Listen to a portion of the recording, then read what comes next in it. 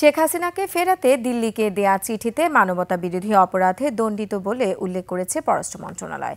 প্রথম চিঠির উত্তর না এলেও দ্বিতীয় চিঠির উত্তরের আশা করছেন উপদেষ্টা তৌহিদ হোসেন। এয়ারবাস কেনা নিয়ে বাংলাদেশের সঙ্গে ইউরোপীয় ইউনিয়নের সম্পর্কে টানাপোড়েন হতে পারে বলে জার্মানির রাষ্ট্রদূত আশঙ্কা জানালেও পররাষ্ট্র উপদেষ্টা মনে করছেন এমন কোনো সম্ভাবনা নেই। বিস্তারিত আকবর হোসেন সুমনের রিপোর্টে। মন্ত্রণালয় জাতীয় নির্বাচন ও দণ্ডিত শেখ হাসিনাকে ফেরাতে দিল্লিকে ঢাকার চিঠি সহ সাম্প্রতিক ইস্যু নিয়ে সাংবাদিকদের সঙ্গে কথা বলেন পররাষ্ট্র উপদেষ্টা। শেখ হাসিনাকে ফেরাতে দিল্লিকে দেয়া চিঠির উত্তরের বিষয়ে আশাবাদী উপদেষ্টা। আমি তো আগের চিঠিতে উত্তর পাইনি এখনো, কাজে এটা একেবারে কালকে আমাকে ওই এক সপ্তাহের মধ্যে উত্তর দিয়ে দেবে এটা আমি প্রত্যাশা করি না, তবে আমরা আশা করি যে এটার উত্তর আমরা পাবো। আমরা বলেছি যে যেহেতু তাকে বিচারে দোষী সাব্যস্ত করা হয়েছে, কাজেই তাকে জেলে ফেরত দেওয়া। অন্তর্ভুক্তিমূলক নির্বাচনে পশ্চিমাদের কোনো চাপ নেই বলে জানান তিনি।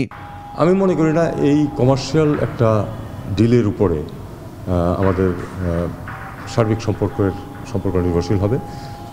অবশ্যই রাষ্ট্রদূত চেষ্টা করবেন যেন তার দেশের যেই ব্র্যান্ড আছে সেটা বিক্রি হয়, এটা স্বাভাবিক, এটা তার দায়িত্ব। আমি মনে করি যে তিনি তার দায়িত্ব পালন করেছেন, কিন্তু এটা আমি একেবারেই মনে করি না যে একটা কমার্শিয়াল ডিল যেটাতে বাংলাদেশের যেই পরিস্থিতি এবং আমাদের যেই ফ্লিট সাইজ, তাতে করে আমাদের জন্য কোনটা সুবিধা হবে সেটা আমাদের বিশেষজ্ঞরা ঠিক করবে। মিয়ানমারে নির্বাচনে বাংলাদেশের পর্যবেক্ষক পাঠাবে না জানিয়ে উপদেষ্টা বলেন, জাতীয় নির্বাচনে ভারত পর্যবেক্ষক পাঠাতে চাইলে সেই সিদ্ধান্ত নির্বাচন কমিশনের। আমরা এতটুকু ব্যবস্থা করতে পারবো নির্বাচনে যেন তারা সন্তুষ্ট হয়ে যান।